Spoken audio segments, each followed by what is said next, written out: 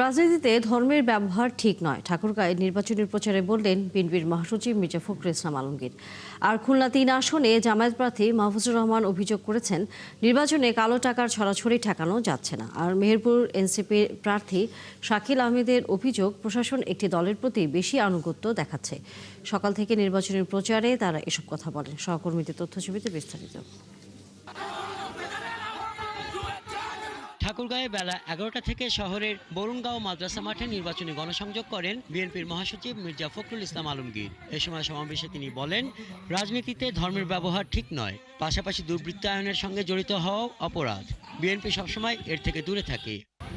রাজনীতিতে ধর্মের ব্যবহারটা ঠিক নয়, ঠিক না হলে এখানে অনেক রকম কথা বলতে হয়, অনেক রকম এখানে ধর্মকে যত ধর্মের মানুষ আছে, হিন্দু ধর্মের মানুষ আছে, বৌদ্ধ ধর্মের মানুষ আছে, আমাদের সাঁওতাল ভাইরা আছে, সকল ধর্মকে এক না, তাহলে ওখানে ধর্মকে টেনে আনে, এটা একটা পক্ষপাতিত্ব হবে। নরসিংদীতে রোববার সকাল থেকে নরসিংদী পৌর শহরে গণসংযোগ ও উঠান বৈঠক করেন বিএনপি মনোনীত প্রার্থী বিএনপির যুগ্ম মহাসচিব খায়রুল কবির খোকন। এ সময় তিনি জানান, নির্বাচিত হলে নরসিংদীতে মেডিকেল কলেজ ও বিশ্ববিদ্যালয় প্রতিষ্ঠা হবে।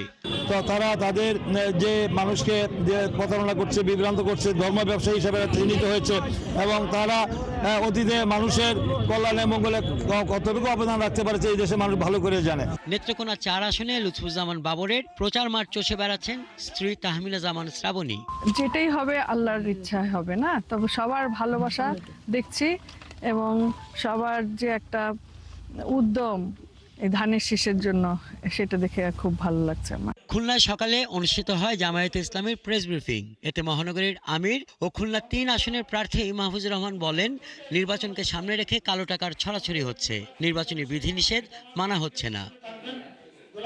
মেহেরপুর ২ আসনের ধর্মচাকি এলাকায় জামায়াত প্রার্থীর পক্ষে ভোটের প্রচার শুরু করেছেন এনসিপির প্রার্থী। এ সময় দলের কেন্দ্রীয় যুগ্ম মুখ্য সমন্বয়ক শাকিল আহমেদ অভিযোগ করেন, প্রশাসন একটি দলের প্রতি বেশি আনুগত্য দেখাচ্ছে। জনগণ এই রাষ্ট্রের মালিক, কোনো ব্যক্তি কিংবা দলের প্রধান নয়। যদি এটা প্রশাসন করতে চাই, একটি জবাব বাংলাদেশের মানুষ আওয়াজ দিবে এবং তখন তাদের যে অবস্থান থেকে ফিরে আসতে কঠিন হয়ে যাবে।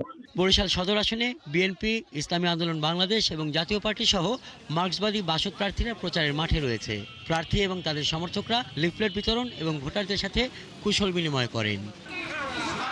হাসান আহমেদ, ৭১।